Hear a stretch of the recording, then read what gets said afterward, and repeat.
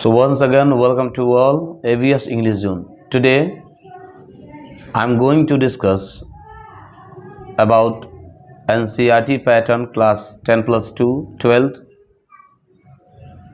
The first poem, My Mother at 66. My Mother at 66. And now, this poem is composed by a great poetess, Kamala Das. Now,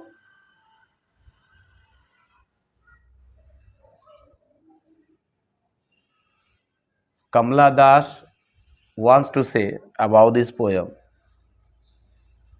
And now properly everybody knows that everyone will be died due to face all types of ages, just like childhood, adolescence,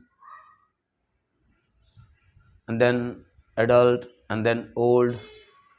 It's a step of life, and after all, everybody will be died. Now, in this poem, Kamala Das' mother, at 66 years, her face, her body became terribly old. She cannot move, she cannot take anything, just like a old person, old man.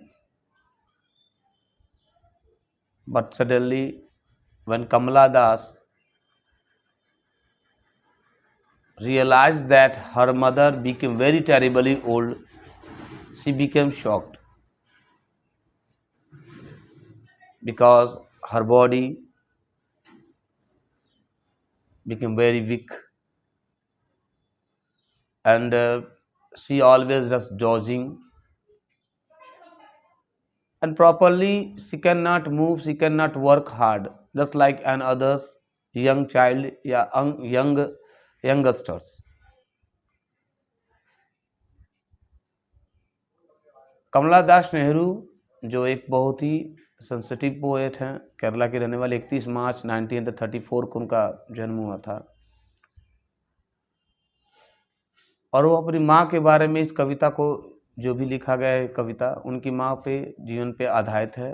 वो inspiration है कि जब किसी आदमी का, किसी भी particular व्यक्ति का, जब उसके माँ बाप या कोई भी हो, जब वो बूढ़े हो जाते हैं, एक दिन तो सबको बूढ़ा होना ही है, और तो उसी उनकी उम्र के आधार पर ये पोएम बनाई गई हैं, और वह कमला दास अपनी माँ के उस बुढ़ापे को लेकर बातों को शेयर करना चाहती है, हमको बताना चाहती है। और पोएम को कवर करने से पहले सबसे पहले इसके डिफ़िकल्ट वर्ड्स को मैं चाहूँगा कि आपको सामने बता दूं मैं, क्योंकि जब पढ़ेंगे हम लोग कोई दिक्कत ना हो, इसलिए उसके पूरे पोएम्स को कवर करने से पहले इसके डिफ़िकल्ट वर्ड को समझ लिया जाए। कोचीन एक जगह का नाम है। डोज का मतलब होता है ऊँघना, जिसको हम ऊँघना समझ, जिसको ऊँघना होता है जैसे हाफ, जैसे पूरी तरीके नींद नहीं आना, और आँख की झपकी टाइप का होना, ब्लिंकिंग जब करता है आँखें, तो उसको ऊँघना या डोज कहते हैं। एशन का मतलब एकदम भस्म टाइप का, निष्क्रिय चीज़ें, कोई भी हर फेस एशन लाइक एकदम कॉप्स टाइप का, लाश, कोई भी मूवमेंट नहीं होना, कॉप्स दिया भी है, लाश। पेन का मतलब कष्ट या दर्द।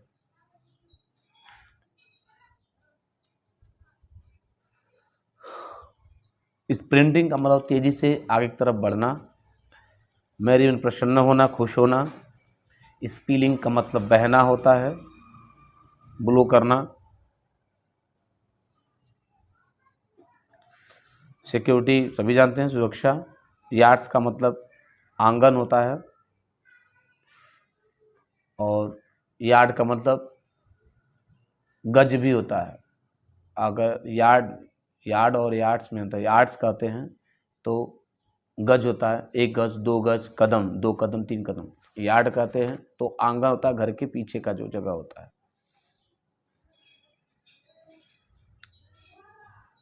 वैन और पेल का मतलब क्या होता है? पेल शब्द एक ऐसा है जिसका मतलब पीला पड़ना या चेहरे पर जो मुरझा जाता है, पीला पड़ जाता है, श्रिंक हो जाता है, उसको पेल या वैन भी कहते हैं।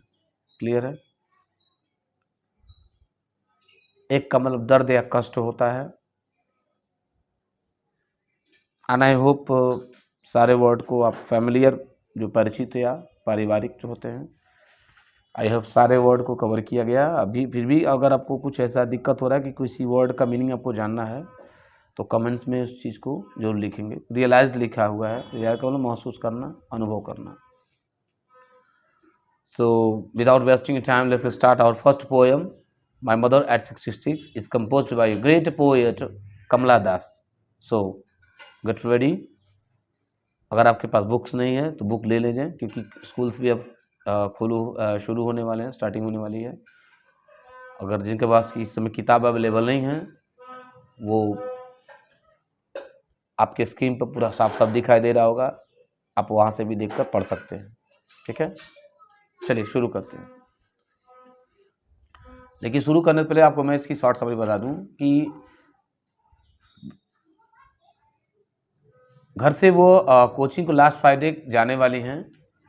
कोचिंग को जाते हुए लास्ट फ्राइडे को वो अपनी माँ के साथ निकलती हैं और अपनी माँ को बगल में ही अपनी कार में बैठाई होती हैं वो। लेकिन जैसे कुछ दूरी पे चलती हैं तो बगल में देखती हैं उनकी माँ जो है वो ऊँग रही हैं, यानी पूरी तरीके से वो कॉन्शियस नहीं है। अवस्था की वजह से वो काफ़ी एक्टिव नहीं है, ना उनके शरीर में ताकत है, और अपने मुंह को खोल कर ऊँगना मतलब आप जब भी देखते हैं मुंह बंद करके आदमी खोला रहता है इस तरीके से, उस टाइप से, इस टाइप से ऊँगना कहलाता है। पूरी तरीके से नींद में नहीं थी और आई मीन वो उनको नींद आ रही है कमजोरी की वजह से, बुढ़ापे की वजह से। और वो जब देख रही हैं तो उनके पूरी जो शरीर है वो एकदम अशन टाइप का है, एकदम निष्क्रिय पड़ चुका है, कोई मूवमेंट नहीं है, बॉडी में कोई भी हलचल नहीं है। ज़्यादातर एकदम बुढ़ापे की वजह से वो बेचारी, थोड़ा ताकत नहीं, उनके अंदर एनर्जी नहीं है। और उनका जो चेहरा है एकदम समझ लीजिए लाश के जैसा दिख रहा है। और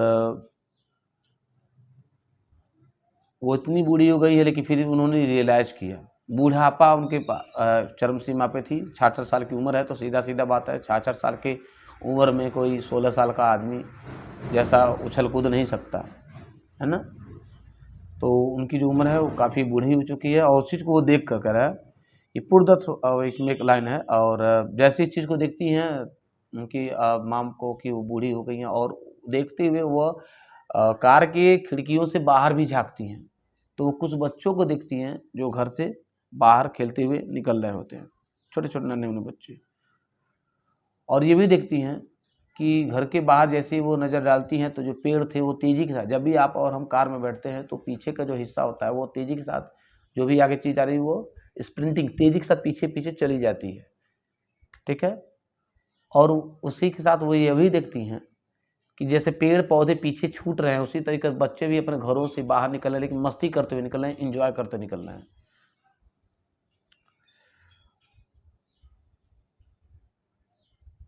तो ये सोचती है कि भाई ये उम्र, इसलिए पेड़ पौधे पीछे जा रहे हैं क्योंकि बच्चे भी जो मेरे बच्चे की तरह मस्ती कर रहे हैं, एंजॉय कर रहे हैं, और पेड़ इसलिए पीछे जा रहे हैं कि अवस्था भी इसी तरीके की होती है जो तेज़ी के साथ पीछे छूट जाती है। यानी छोटा बच्चा फिर बड़ा हुआ, फिर बड़ा हुआ, फिर जवान हुआ, बुढ़ापा हुआ, समाप्त हो गया। तो इस तरीके से भी उन्होंने देखा कि जैसे पेड़ पीछे की तरफ तेज़ी से बह रहे थे, पीछे छूट रहे थे, उसी तरीके से उनकी माँ का ही नहीं बल्कि सारे माँओं का, जितने भी लोग ओल्ड होते हैं, बूढ़े होते हैं, उन सभी लोगों का उम्र क्या हो रहा है, इसी तरीके से पीछे की तरफ छूटते चले जाता है, बुढ़ापा आने लगती है। तो फिर कह रहा क्या, जब वह एयरपोर्ट पे पहुंचते हैं, अपनी माँ के साथ एयरपोर्ट पहुंचती है, तो कुछ दूरी पर जब चेक होता है वहाँ पे, सबको मालूम है कि जब भी कोई बाहर जाता है तो एयरपोर्ट पे पूरा चेकआउट होता है कि आपके पास क्या क्या अवेलेबिलिटी है, पासपोर्ट वगैरह सब कुछ। तो जब उनकी माँ का तो भाई बाहर ही थी, क्योंकि वो तो जाने वाली थी कोचिंग को, तो यही जाने वाली थी। तो जैसे ही वो एयरपोर्ट पहुँचती, कुछ दूरी पर ये जाके वहाँ स्थानक खड़ी हो जाती हैं और अपनी माँ की तरफ देखती हैं, और उनको इस बात का एक तरह से रियलाइज़ हो जाता है कि शायद मैं वापस आऊँ तो अपनी माँ को दोबारा इस रूप में न देख पाऊँ, क्योंकि उनकी माँ बहुत ही बूढ़ी हो चुकी थी, शायद वो दुनिया में रह पाएँ। इसलिए इसी चीज़ को सोचकर वो ज़्यादा विलाप कर रहे हैं, ज़्यादा दुखी हैं, ज़्यादा परेशान हैं। चलिए, ये तो शॉर्ट समरी हो गई थी स्टोरी के बारे में। अब मैं आपको इसके बारे में पूरी डिटेल से समझाता हूँ, पढ़ाता हूँ। So please be conscious, be attentive. Driving from my parents' home to Cochin last Friday morning, I saw my mother beside me. Beside word आया तो beside मैंने बगल में होता है, अगर besides उसमें यस लगाते हैं तो beside मैंने एक्सेप्ट हो जाता है, के अलावा या के सिवा। ठीक है, beside का मतलब बगल में, लेकिन अगर उसमें यस जोड़ देते हैं तो besides हो जाता है। तो besides का मतलब क्या हो जाता है, एक्सेप्ट या के अलावा या के सिवा। क्लियर? वही कह रहा है driving from my parents home, अपने माँ बाप के घर से गाड़ी चलाते हुए, टू कोचिन लास्ट फ्राइडे, यानी पिछले शुक्रवार को कोचिन को जाते हुए अपनी माँ के घर से मैं गाड़ी चलाते हुए कहाँ जा रही थी? पिछले शुक्रवार की सुबह को कोचिन को जाते हुए गाड़ी चलाते हुए मैं अपनी माँ के साथ में थी। आई सा माई मदर, मैंने अपनी माँ को देखा, बिसाइड मी, जो मेरे बगल में ही बैठी हुई थी, यानी गाड़ी चलाते समय, कार को ड्राइविंग करते समय, वो ड्राइविंग करते समय वो माँ के अपने बगल में बैठाई हुई थी और चलती जा रही थी। क्लियर है? ये बार देखते हैं। Driving from my parents home, अपने माँ बाप के घर से गाड़ी को चलाते हुए, कहाँ को? कोचिंग को जाते हुए, लास्ट फ्राइडे मॉर्निंग, यानी बीते हुए शुक्रवार की सुबह को। क्लियर? फिक्र है? आई सा माई मदर, मैंने अपनी माँ को देखा, बिसाइड मी, जो मेरे बगल में बैठी हुई थी, डॉज ओपन माउथ, जिनका मुंह जो था वो खुला हुआ था, ऊँग रही थी और उनका मुंह क्या था? खुला हुआ था। हर फेस एसन लाइक दैट, और उनका जो चेहरा था एकदम ऐसा था, निष्क्रिय पड़ा हुआ था, कोई बॉडी के अंदर मूवमेंट नहीं था। ऑफ ए कॉप्स, किसके जैसा बॉडी दिख रही थी? एकदम एक लाश की जैसे उनकी माँ की बॉडी दिख रही थी। एंड रियलाइज्ड विथ पेन, और जब उनकी माँ को उन्होंने देखा कि वह एक लाश की जैसे पड़ी हुई हैं, तो इस मूवमेंट को देखकर, इस शरीर को देखकर वो रियलाइज की क्या? पेन का मतलब क्या होता है? कष्ट या परेशानी होना। सीधा सीधा बात है, जब किसी की माँ नहीं रहती हैं, या फिर आई होप जिसके माँ बाप हैं वो बहुत ही लकी हैं, लेकिन अगर उनके लाइफ में इस तरह की मूवमेंट होती है तो थोड़ा सा होता है, थोड़ा प्रॉब्लम होती है। उस प्रॉब्लम को सहन तो करना ही पड़ता है, जीवन है, जीना है सबको, तो थोड़ा एडजस्ट होना पड़ता है। ये सबके पे है। और एक क्या कह सकते कि बहुत ही कठोर सत्य है ये, जिसको सबको एक्सेप्ट करना पड़ता है। Okay, with the pain that she was an old, कह रहा है कि जब मैंने माँ को अपने देखा तो जब वो ऊँग रही थी तो एक लाश की जैसी दिखाई दे रही थी, और जब वो लाश की दिखाई तरह देख रही थी तो एंड रियलाइज विद पेन, मैंने एक कष्ट को, एक दुख को मैंने महसूस किया। उनके इस बुढ़ापे, उनके इस चेहरे को, जो चेहरा एकदम पीला पड़ चुका था, जो चेहरा एकदम बीमार पड़ गया था, जो चेहरा एकदम निष्क्रिय हो गया था, ऊँग रही थी, कोई मूवमेंट नहीं था, उनके इस चेहरे को देखकर मुझे रियलाइज हुआ, पेन हुआ, कष्ट हुआ, दर्द हुआ। ठीक है, आगे कह रहा है that she was as old, वह इतना जैसे बूढ़ी थी, एज शी लुक्ड, बट जैसा वो दिखाई देना चाहती थी। मतलब क्या? कि जैसा उनको दिखना चाहिए था, समझिएगा। एंड रियलाइज विथ पेन, मैंने महसूस किया, बहुत ही दुख के साथ मैंने महसूस किया क्या? कि that she was as old, वह इतनी ज़्यादा बूढ़ी थी, शी लुक्ड, जैसा वह दिखती थी, यानी 66 की उम्र जितना बूढ़ा दिखाई देना चाहिए था, मेरी माँ उतनी बूढ़ी दिखाई दे रही थी। बट सून, लेकिन जल्द ही जैसे चीज़ को मुझे रियलाइज हुआ कि वह उनकी उम्र है और वह अपनी उम्र के अनुसार उस तरीके से हैं, जब इस चीज़ को मैंने महसूस किया, पुट दैट थॉट अवे, मैंने इस विचारधारा को तुरंत त्याग दिया। इसलिए त्याग दिया कि उनकी अवस्था हो चुकी है, इसलिए वो वैसी दिख रही हैं। और जब यह बात मेरे अंदर रियलाइज हुआ तो मैंने सारे चीज को अवे कर दिया, इस सारे विचारधारा को दूर कर दिया। I looked out at him, और यह विचारधारा करते हुए, इस चीज को रियलाइज करते हुए मैंने कह रहा है एंड लुक्ड आउट, मैंने बाहर की तरफ देखा, बाहर मतलब कार में बैठेगी तो कहाँ देखेगी, कार रोक कर चलते हुए कार के बाहर देखी। क्लियर है? बता रहा है यंग ट्रीज, जो नौजवान पेड़ थे, जो नन्हे नन्हे पौधे थे, स्प्रिंटिंग वो बह रहे थे, पीछे की तरफ छूट रहे थे। क्लियर है? पीछे जल्दी से जल्दी क्या है, छोटे छोटे पौधे छूट रहे थे। आगे कह रहा है द मेरी चिल्ड्रेन, और जो मेरी माने प्रसन्नचित या हैप्पी जो बच्चे थे, छोटे छोटे बच्चे, स्पिलिंग वो बह रहे थे, निकल रहे थे। कहाँ से? आउट ऑफ देयर होम्स, अपने घरों से बाहर की तरफ मस्ती करते हुए छोटे छोटे बच्चों को मैंने खिड़कियों के माध्यम से, कार के खिड़की से देखा कि जो छोटे छोटे बच्चे थे वो भी तेजी के साथ अपने घर के बाहर से मस्ती करते हुए निकल रहे थे।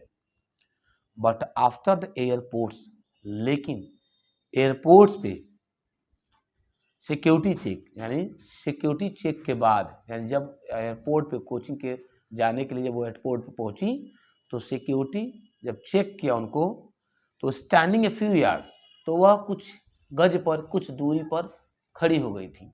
कौन? उनकी माँ। उनकी माँ किनारे खड़ी थी और यह क्या हो रहा था, एयरपोर्ट पर उनका चेक हो रहा था, सारे लगेज को चेक किया जा रहा था। कह रहा है standing a few yards away, यानी वो कुछ दूरी पर, कुछ गज तक दूरी पे वो खड़ी थी। कौन? उनकी माँ। किसकी माँ? कमला दास जी की। फिर कह रहा है I looked away, I looked again at her, मैंने दोबारा उनकी तरफ देखा, मैंने दोबारा अपनी माँ की तरफ दोबारा देखा। वैन पेल, वो बहुत ही पीलापन दिखाई दे रही थी, बहुत ही उनका जो चेहरा था पीला पड़ चुका था, उम्र की वजह से उनका चेहरा काफ़ी सिकुड़ गया था, श्रिंक हो चुका था, काफ़ी कमज़ोर दिखाई दे रहा था। ठीक उसी प्रकार से उनका चेहरा दिखाई दे रहा था जैसे as a late winter's moon, जैसे आधी रात में, रात के समय में, ठंडियों के मौसम में चंद्रमा पर क्या होता है, as a late winter's moon felt that old, यानी जिस तरीके से सर्दियों के मौसम में जो फॉग होते हैं और वह चंद्रमा पे छा जाते हैं, समझ में आ रहा है? जैसे चंद्रमा पे छा जाते हैं आधी रात के समय में, रात के समय में जब चंद्रमा पर फॉग या कोहरा छा जाता है, वो धुंधला दिखाई देता है, ठीक उसी के जैसे उनकी माँ का भी चेहरा क्या कर रहा है, दिखाई दे रहा है। किसकी माँ का चेहरा? कमला दास जी के माँ का चेहरा। जब वो पलट कर देखती हैं अपनी माँ को तो ठीक उनके चेहरे से कंपेयर जो करती हैं वो उस चंद्रमा से करती हैं जो सर्दियों के मौसम में फॉग की वजह से, धुंधले की वजह से, फॉग मतलब कोहरे की वजह से जो चंद्रमा जैसा दिखाई देता है, उस प्रकार से उनकी माँ का चेहरा हमको दिखाई देता है। आई होप ये बातें क्लियर है। ठीक है, आगे देखेंगे। मेटाफर का प्रयोग किया गया है, रूपक अलंकार का प्रयोग किया गया है। ठीक है, आई मीन सिमिल है, क्या कर सकते हैं इसमें, आपको मैं फिगर्स ऑफ स्पीच भी करेक्ट करूंगा कि उनका चेहरा किसके जैसा बना दिया गया है, तो मेटाफर का यूज किया गया है कि उनकी माँ का चेहरा उसके जैसा, किसके जैसा? चंद्रमा का जैसा। तो मैं आपको कवर करूंगा अभी figures of speech, I will covered shortly, जल्द भी उसको भी मैं कवर करूंगा, फिगर ऑफ स्पीच भी। आगे देखेंगे।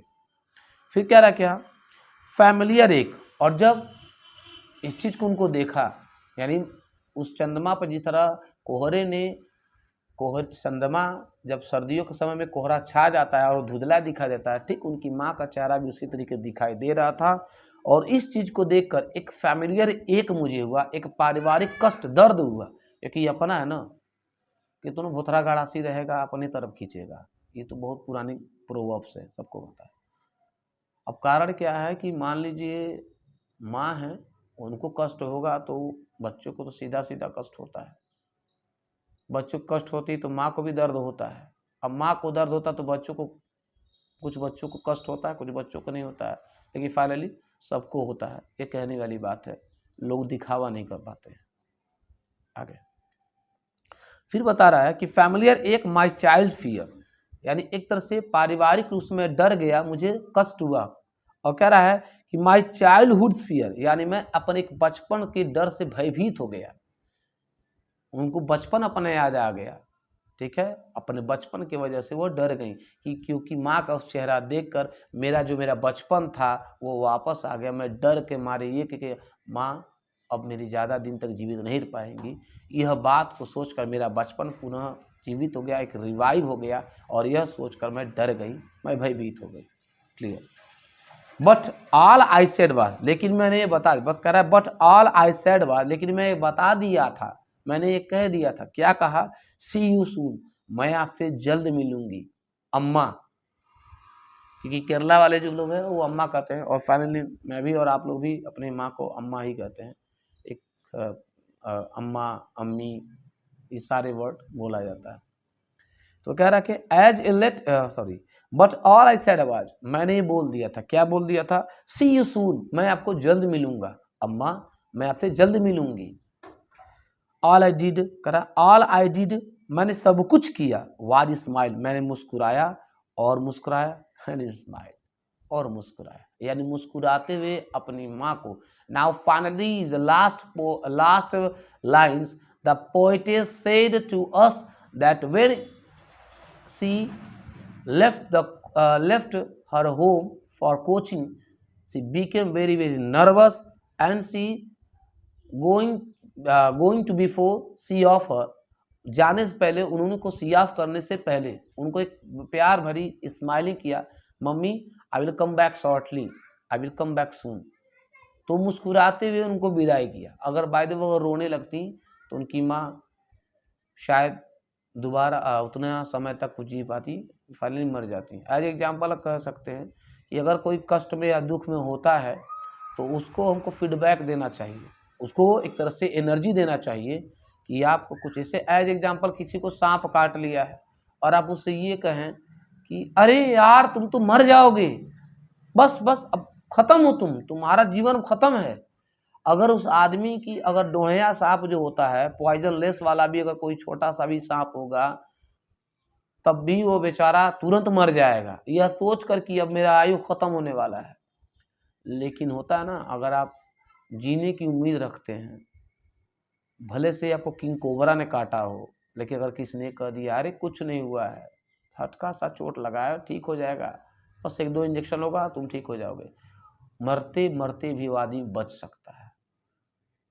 तो finally I would like to say to all of you, मैं आप सभी से बताना चाहूँगा, अगर किसी को खुश नहीं कर सकते हैं तो उसे परेशान करने की भी मत सोचिए। So I will come back shortly. आपका यहाँ पे 12th का पहला पोएम मैंने कवर किया है। नेक्स्ट आपका जो पोएम होगा मैं रिकवर करने वाला हूँ। तो ऐसे ही आपके पूरे पोएम्स को मैं कवर करूँगा और इसके बाद ग्रामर का पोर्शन चलाया जाएगा। इसलिए अगर आपको ये वीडियो अच्छा लगा, आपको ये पोएम बेहतर लगा हो तो please like, share and subscribe my channel. All the best. Have a good day to all of you. Thank you.